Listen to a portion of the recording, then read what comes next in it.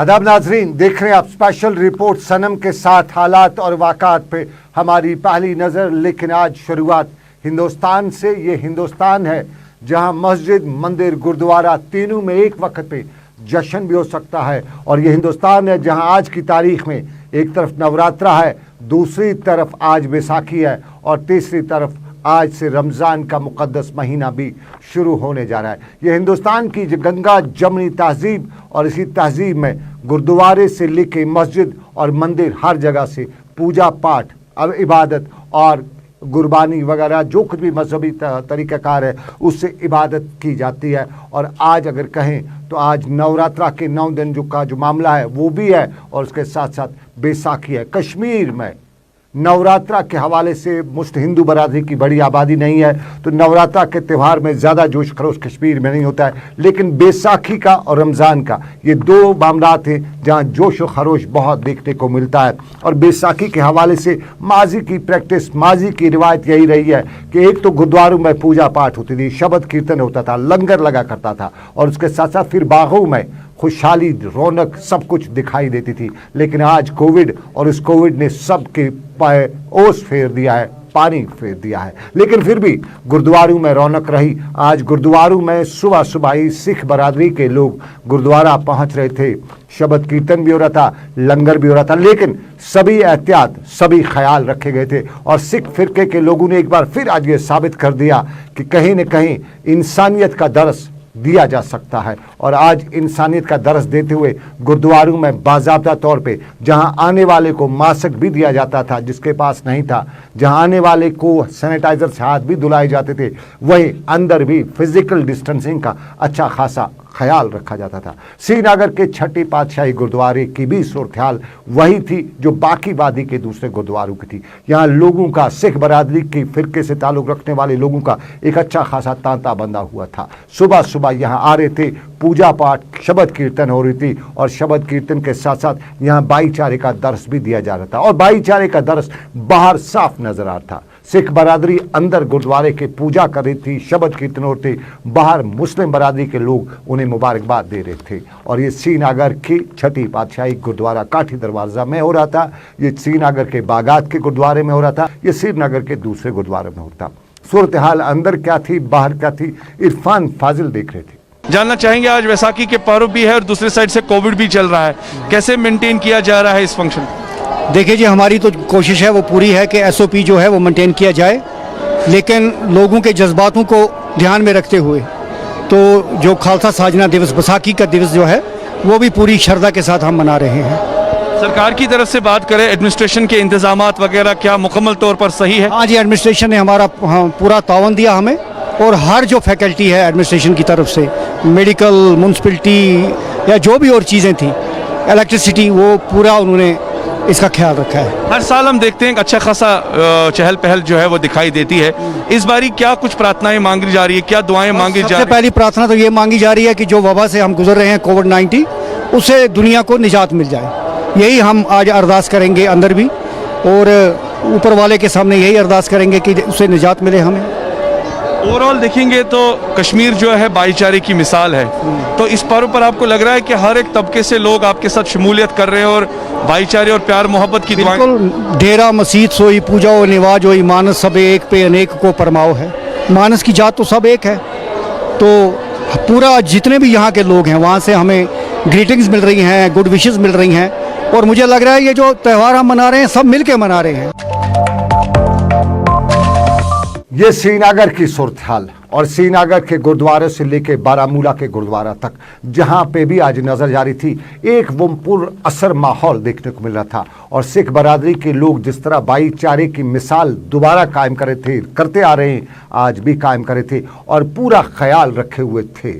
और इस सारे के बीच में बारामूला के छठी पातशाही गुरुद्वारे में भी सूरत हाल वही थी। शब्द कीर्तन हो रहा था, ऊपर वाले को याद किया जा रहा था, वाहिगुरु को याद किया जा रहा था, उसके साथ साथ दुआएं भी मांगी जा रही थी। लेकिन दुआएं मांगने का सिलसिला बाज़ाब्ता तौर पे प्रोटोकॉल में हो रहा था। जो भी अंदर आ रहा था उसको मास्क भी दी जा रही थी अंदर, अगर उसके पास मास्क नहीं है, और फिर सैनिटाइजर से हाथ भी धुलाए जाते थे, और अंदर अच्छा खासा फिजिकल डिस्टेंसिंग रखा गया था।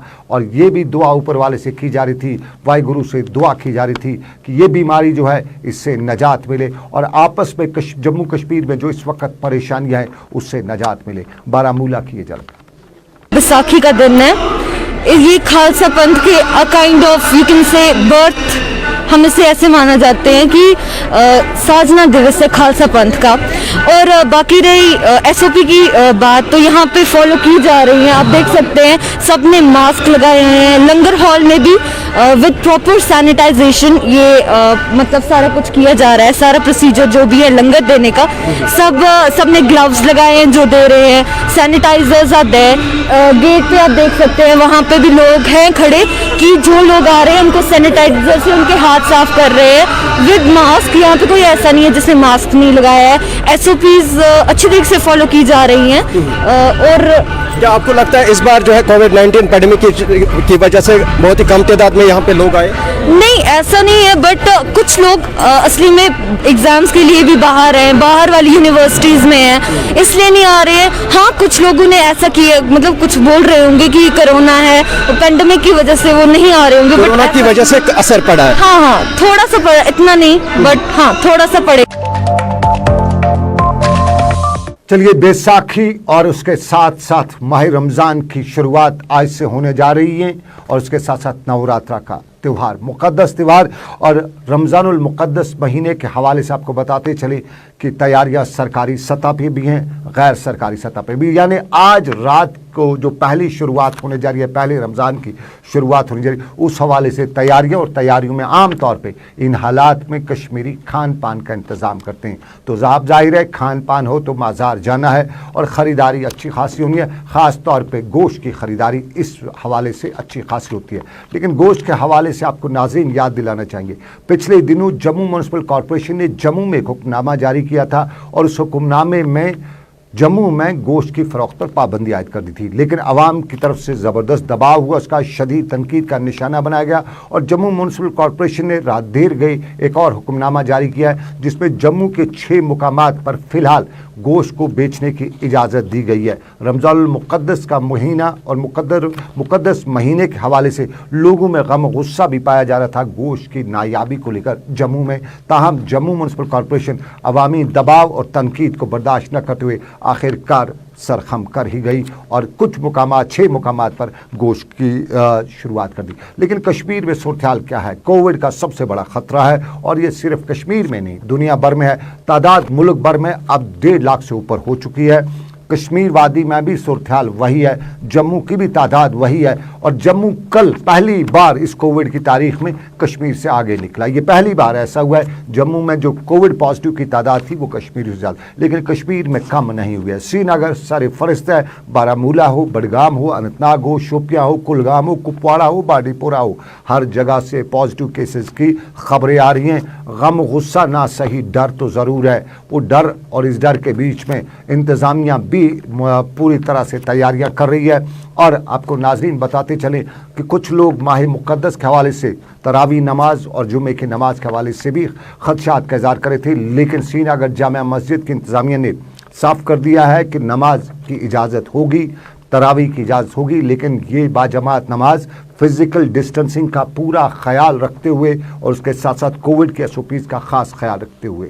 श्रीनगर में मेरे साथी इरफान फाजिल ने डिविजनल कमिश्नर कश्मीर से भी पूछा। सवाल 3 थे। सवाल 1 था कि आज बैसाखी का त्यौहार तो किस तरह से दिख रही। इरफान का दूसरा सवाल उनसे था कि रमज़ानुल मुक़द्दस इंतज़ामात सरकार के क्या है, और तीसरा सवाल साफ जाहिर है कोविड और बाकी मामला। तो जवाब पदगन पोले डिविजनल कमिश्नर कश्मीर का मेरे साथ इरफान फाजिल को। 3-4 त्यौहार एक ही दिन आए हुए, नवरात्रि भी आज शुरू हो रही है, बैसाखी जो नया साल रहता है वो भी आज शुरू हो रहा है। मैं जिस प्रदेश से हूँ महाराष्ट्र, वहाँ से भी आज वहाँ का जो लोकल नया साल जो है गुड़ी पाड़वा के साथ शुरू होता है, और जो हमारा 1 माह का जो रमज़ान रहता है वो भी जो है आज के इवनिंग को शुरू होने जा रहा है। काफ़ी अच्छा पाक दिन है, और आज के पाक दिन जो है मैं माता दुर्गा,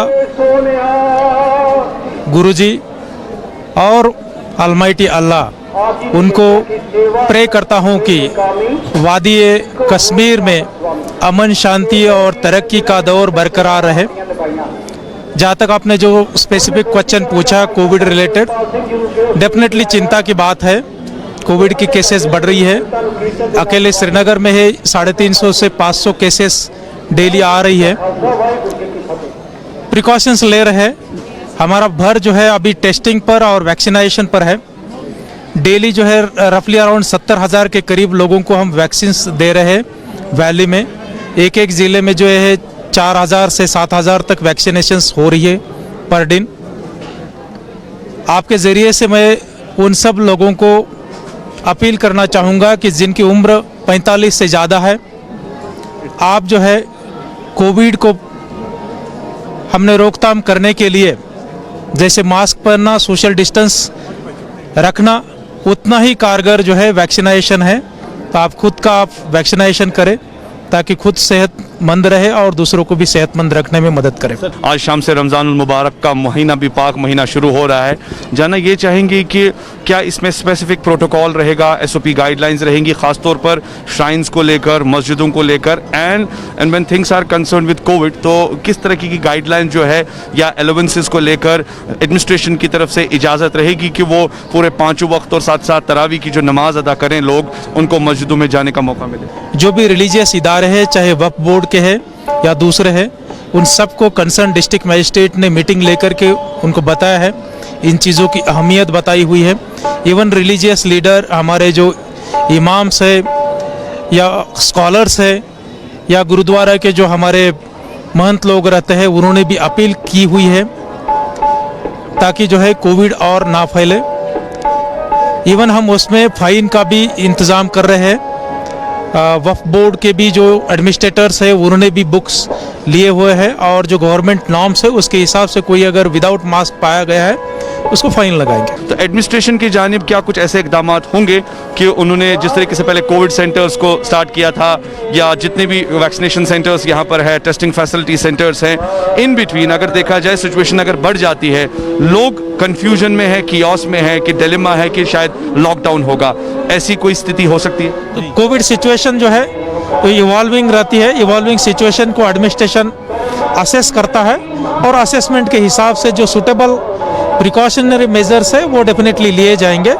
एज सच जो है अभी जो है मुझे नहीं लगता कोई इसकी ये जरूरत है। हमने यहाँ पर बात की डिविजनल कमिश्नर कश्मीर पीके पुलिस साहब से और उनका मानना है कि एक साइड से अगर देखा जाए तो कोविड की लहर जारी है, दूसरी जानिब एडमिनिस्ट्रेशन भी मुकम्मल तौर पर कोशिशें लगातार जारी है कि इसे कंट्रोल किया जाए। और आज जबकि एक साइड से अगर देखा जाए वैसाखी का पर्व है, उसके साथ साथ रमज़ान और एक और फेस्टिवल जो है महाराष्ट्र में भी शुरू हो रहा है। दुआएं दिल से हैं कि आने वाले टाइम में सभी लोग सुख शांति से रहें और कोविड की बीमारी से नजात मिले। वीडियो जर्नलिस्ट आबिद कादिर के साथ सईद इरफान फाजिल, गुलिस्तान न्यूज़, श्रीनगर, कश्मीर।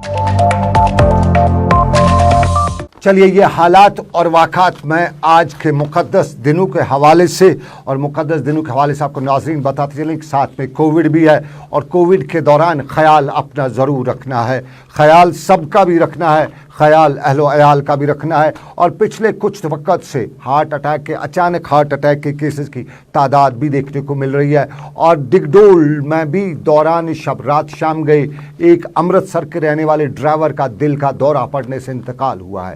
बताया जाता है कि डिगडोल में शाहरा की तंगी की वजह से इस अमृतसर के ड्राइवर, जिसका नाम दर्शन सिंह बताया गया, ने अपनी गाड़ी रोकी और गाड़ी रोकने के बाद वो वहाँ पे आराम कर रहा था कि अचानक उसका चस्ट में दर्द स्टार्ट हुआ और दर्द सहते सहते वो ज़िंदगी की जंग हार बैठा। वहाँ मुकामी जो दूसरे ड्राइवर थे उनने उसे अस्पताल भी पहुँचाने की कोशिश की, लेकिन अस्पताल पहुँचाते हुए डॉक्टर ने बताया कि ये शख्स रास्ते में ही दम तोड़ बैठा है। साफ जाहिर है हार्ट अटैक उसकी मौत का वजह बताया गया है, लेकिन ये हार्ट अटैक का रीज़न क्या था ये मालूम नहीं हो सका है।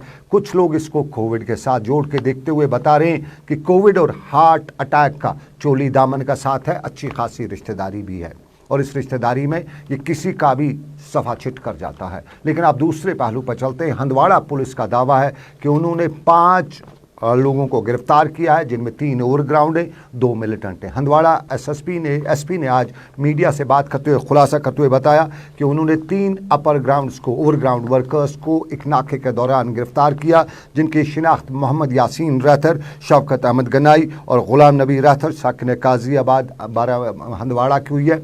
और उनकी तफ्तीश के दौरान उन्होंने 2 मिलिटेंट्स की शिनाख्त करते हुए बताया कि 2 मिलिटेंट और भी हैं जो मुकामी जंगल में, और उसके बाद जंगल की तलाशी ली गई जिस दौरान उनको गिरफ्तार किया गया, जिनकी पुलिस ने शिनाख्त सलीम यूसुफ रहतर और इकबाल अहमद शेख के बतौर हुई है। हंदवाड़ा पुलिस ने इन सब से कुछ हथियार और गोला बारूद भी जब्त करने का दावा किया है। बेसिकली जो हमने गिरफ्तार किया है इसमें 3 OGW हैं और 2 मिलिटेंट है। ये जो 2 मिलिटेंट है ये अल बदर तंजीम से वाबस्ता है, और ये जो OGW थे ये भी उसी अल बदर तंजीम के साथ वाबस्ता है और उनके लिए काम करते थे। तो इनको पकड़ के हमने पहले तो इनका जो एक मंसूबा था, जो एक बड़ा कारनामा करने का था, उसको पहले होने से रोक लिया हुआ है। अब आगे तफ्तीश में हमें पता चलेगा कि आगे इनके नेटवर्क में और कौन कौन लोग थे और क्या इनके और मंसूबे हैं और पीछे इन्होंने क्या क्या काम किया हुआ है। देखिए, हमारी हमेशा कोशिश रहती है कि जो भी इस तरीके के एंटी नेशनल एलिमेंट है उनको जितनी जल्दी हो सके उतनी जल्दी पकड़ा जाए, न्यूट्रलाइज किया जाए। तो उसी सिलसिले में हमने यह आज पकड़ा है, और हो सकता है इसमें अभी तफ्तीश में और भी लोगों के नाम आए जो इनसे वाबस्ता हो, जिन्होंने इन्हें सपोर्ट किया हो। तो आगे भी ये कार्रवाई जारी रहेगी। हमारे जो यूथ है, मेरी बस उनसे यही गुजारिश है कि इस तरीके का कोई भी कदम आप ना उठाएं। इस तरीके का कदम उठाने से पहले खुद सोचें कि पिछले सालों में, इतने सालों की मिलिटेंसी में आखिर क्या हासिल हुआ है। सिवाय बर्बादी के इस रास्ते पे कुछ भी नहीं है। जो भी आपको चाहिए वो डेमोक्रेटिक रास्ता है, आप उस डेमोक्रेटिक रास्ते को, पीसफुल रास्ते को अपनाएं, जैसे कि पूरे हिंदुस्तान में होता है। जिसकी भी डिमांड होती है वो पीसफुल तरीके से अपनी डिमांड आगे रखता है। मैं यही कहूँगा कि किसी और के बहकावे में, किसी और नेशन के बहकावे में आके, किसी भी तंजीम के बहकावे में आके इस तरीके के कोई भी कदम ना उठाएं। चलिए, ये हंदवाड़ा का हाल अहवाल, लेकिन आपको बताएं कि मौसम पनीरी लगाने का है, मौसम पेड़ पौधे लगाने का है, और इसमें जिम्मेदारी एग्रीकल्चर डिपार्टमेंट की पड़ती है। इसमें इस वक्त सबसे फ्रंट लाइन पे हॉर्टिकल्चर डिपार्टमेंट की जिम्मेदारी पड़ती है, और हॉर्टिकल्चर डिपार्टमेंट अपनी जिम्मेदारी को निभाने की भरपूर कोशिश भी कर रहा है। और डायरेक्टर हॉर्टिकल्चर एजाज अहमद भट्ट ने आज गोपालपुरा चाडूरा में कस्टम माइग्रेंट सेंटर का इफ्ताह भी किया। यहाँ मुलाजमीन की भी उन्होंने पीठ थपथपाई और मुलाजमीन से लेकर मुकामी लोगों पर जोर दिया कि वो इस मौसम में और इन हालात में फसल को बढ़ाने के लिए अपना रोल अदा करें। और उन्हें ये भी बताया कि दुनिया में इस वक्त जो सूरत हाल है उसमें किसान और किसानों से जुड़ी मामलात पे ही सबकी नज़र है, और अगर किसान मेहनत करेगा, किसानों के साथ जुड़ा महकमा मेहनत करेगा, तो दुनिया में जो महामारी है, जो फाका कशी की अब हालत होने जा रही है, उससे निजात मिल सकती है।